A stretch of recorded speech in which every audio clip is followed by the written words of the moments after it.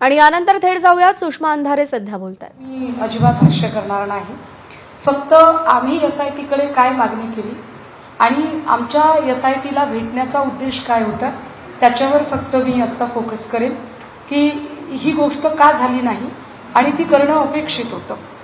तत्पूर्वी मी अजून एक गोष्ट सांगितली पाहिजे की मागच्या 2 दिवसांपासून एक साप समजून भुई आपटण्याचं काम सुरू झालं आणि ज्यात असं सांगितलं गेलं की ठाकरेंच्या काळात शिवलिका ट्रस्टला पाणी दिलं गेलं। खरंच ठाकरेंच्या काळात शिवलिका ट्रस्टला पाणी दिलं गेलं का?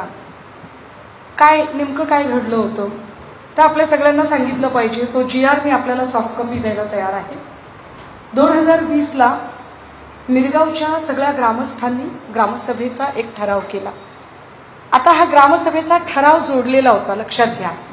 पिण्याचं पाणी देणं ही माणुसकी आहे।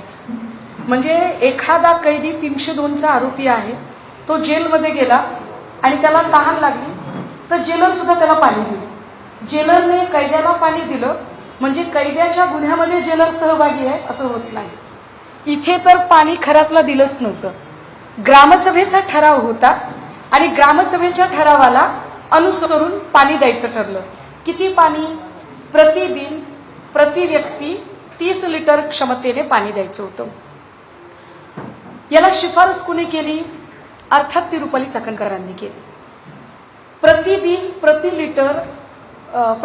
प्रति व्यक्ती 30 लिटर क्षमतेने पाणी द्यायचं ठरलं आणि हे पाणी एकूण गावची लोकसंख्या किती आहे त्याचा अंदाज घेऊन रोज किती पाणी लागेल एवढ्या क्षमतेचा जलकुंभ उभारला गेला।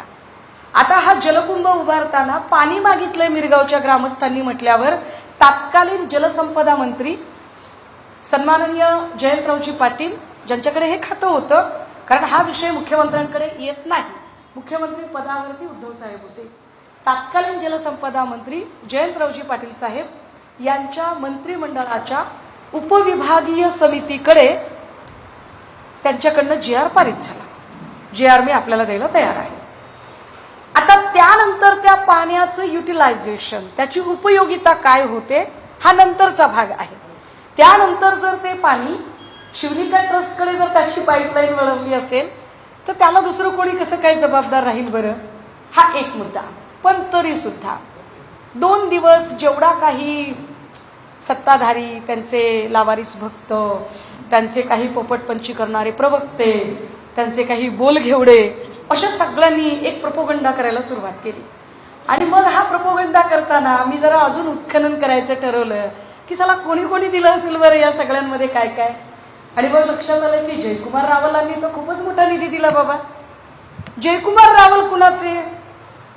कुणाच्या अंगाखांद्यावर खेळले जयकुमार रावल? एकदा कळलं पाहिजे।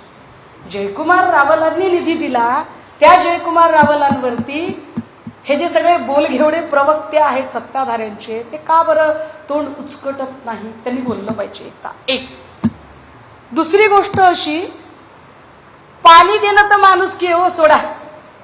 पाणी आपण दुश्मनालाही देतो, तसं काय नाही। आणि तो तर गावकऱ्यांनी ठराव सांगितला होता। बंदूक देणं कशी माणुसकी असते मला सांगा? बंदूक ही माणुसकी नाही आहे। 2012 मध्ये या खरातला बंदुकीचा परवाना मिळाला। त्याचा पेपर मी आपल्याला द्यायला तयार आहे। 2012 ला बंदुकीचा परवाना दिला तेव्हा उद्धव साहेब नव्हते सत्तेत, साहेब अजिबात नव्हते। 2012 ला कोण होते? आय थिंक अशोकरावजी होते, जे आता भाजपकडे आहेत, भाजपच्या अंगाखांद्यावर खेळत आहेत। हे जरा नोट केलं पाहिजे।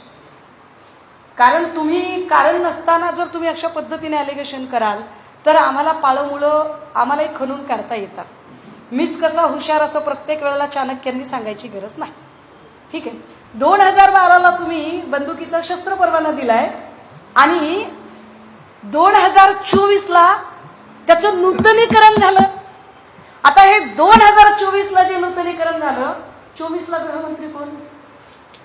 फडणवीस। 24 ला मुख्यमंत्री कोण? श्रीयुत फडणवीस। मग फडणवीस साहेब जे म्हणतात की मला खूप बोलता येतं, मला बोलायला लावू नका, ऑन फ्लोअर सांगतायत की कोणी पाणी दिलं, 40 किलोमीटरची पाईपलाईन।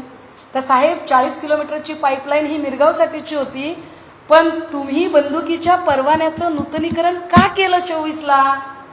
1.5 वर्षापासून प्रकरण माहिती होतं, असं महिला आयोगाची अध्यक्षा सांगते, असं पुण्यातल्या त्या कोण कार्यकर्त्या त्या सांगतात, असं तो कुठला पत्रकार आहे स्थानिकचा तो सांगतो की 1.5 वर्षापासून.